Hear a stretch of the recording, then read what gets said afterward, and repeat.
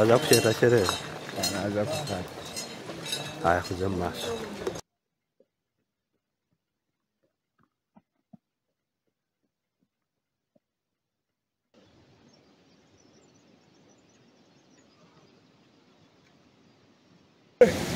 Tujja kikolera emmanga nga muzzeeyo.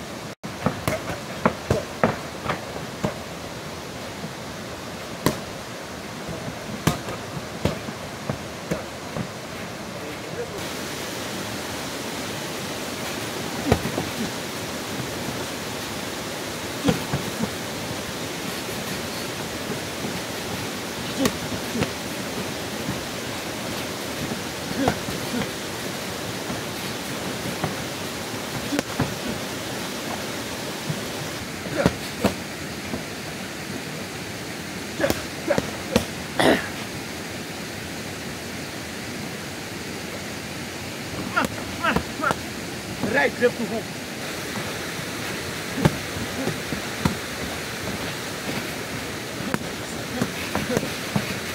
What's up for the two tonight? What everybody?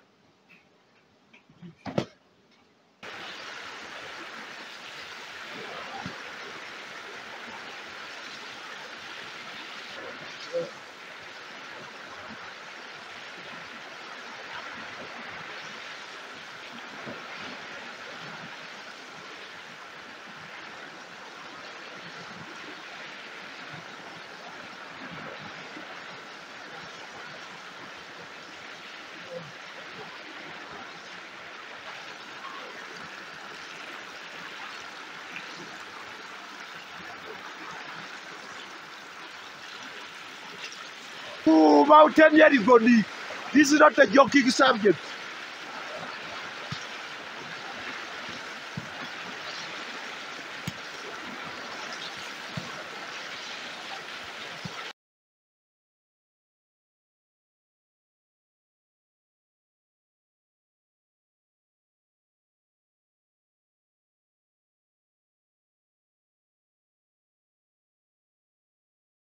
Mwezi 26 akamwesi njagala ndage enkodo mali eno tinalese ekitanda nalese Kampala nenzija eno Mbale mu Nsozi ne mukajjuza wanaale afuuse wanaale ndi ku River Jordan era nze gwe nkusaside.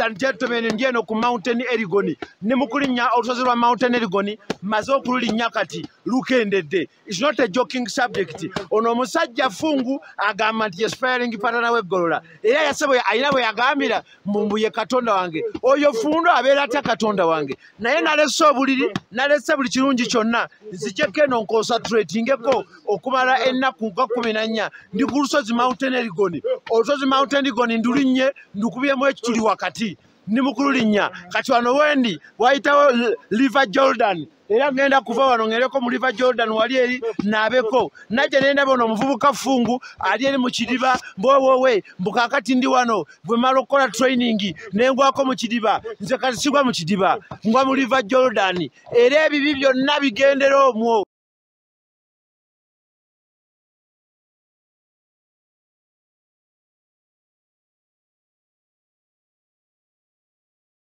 Training tebadde mbi nga mulabeera tuli mu camp tuli mukola training tukera kola training tuteekera fight ndowooza kati ekyenyizo bagamba nti tuli ready okulwana olulwana olwo era nga tugenda kujjayo win eri ne tuleka amaka gaffe gye tubadde ne tujja ntufunawo ku environment ey'enjawulo so tugenda kukuba omusajja naye ajja kuvaawo nga waali takyaddayo kwogera nti Golola ndowooza oba namuyita na linnya ki ajja muyita ndoza master era nga we yagamba mu biseera biri eri era akimanyi master we so ffe tuli ready okubagana n'omusajja oyo era nga tukakasa tugenda kujjayo wini yaffe.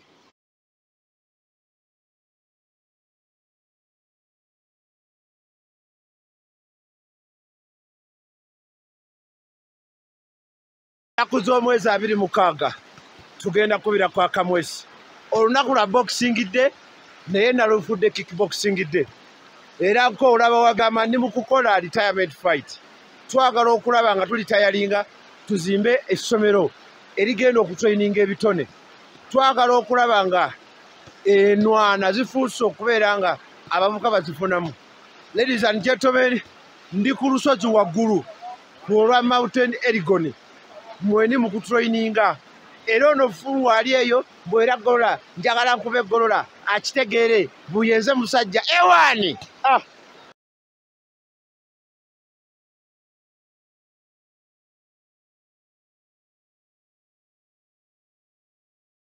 Ebitundu bino eby'Embale era nga bali wamu ne Ministry of Tourism okusobola okutumbula ebyobulambuzi mu bitundu bino ebya Elgon.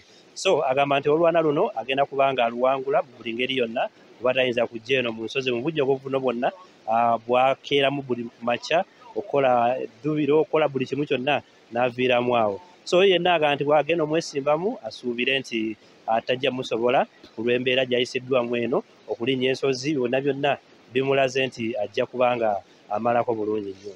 Ku lwa Sort Media sigadde mukulu Makumbi Emmanuel okuva eno musozi za Wanaale mu bitundu eby'Embale.